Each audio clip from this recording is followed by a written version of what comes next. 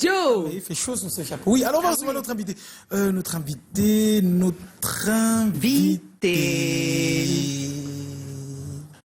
Ouais, notre invité, c'est Gaby Fopa. Quand tu fais ça, il n'est pas content. Sorry. Notre invité, c'est Gaby Fopa. Gaby Fopa.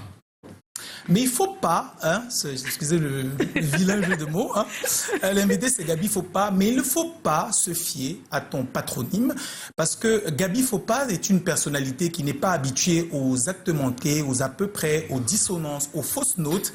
Il n'est pas, et il faut le dire, la justesse ne lui permet pas de faire de faux pas. Voilà. Jeu de mots obligé encore.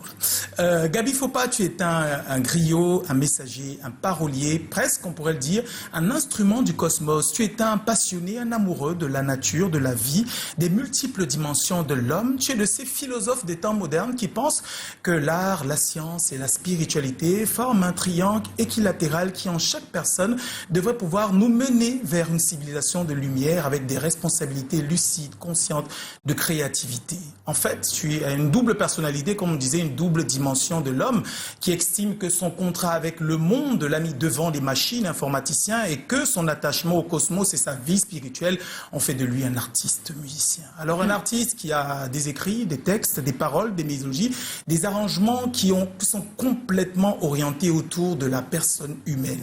Sa vie, ses questionnements, son entourage sont semblables et surtout le legs de la nature et de la terre. Gaby Fopa, c'est une multitude d'albums qui se racontent relativement, de par déjà leurs titres et les messages: équinoxe, gémal, hiver au soleil, solitude, calebasse vide.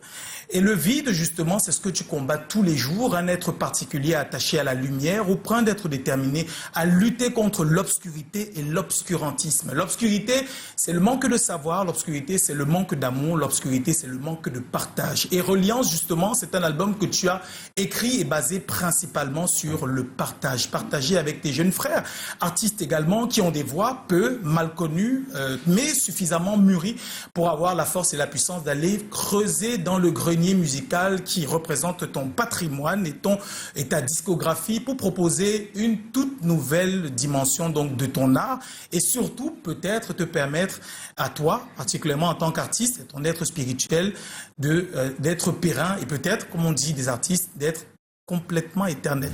Donc on reçoit donc l'homme dans toute sa dimension, l'informaticien, l'artiste, ou alors celui qui aime bien les blagues, tu vois. Bienvenue Gaby Fopa. Wow. Gaby Fopa est notre invité. Il va nous dire un grand bonsoir tout à l'heure, mais ce sera après ça.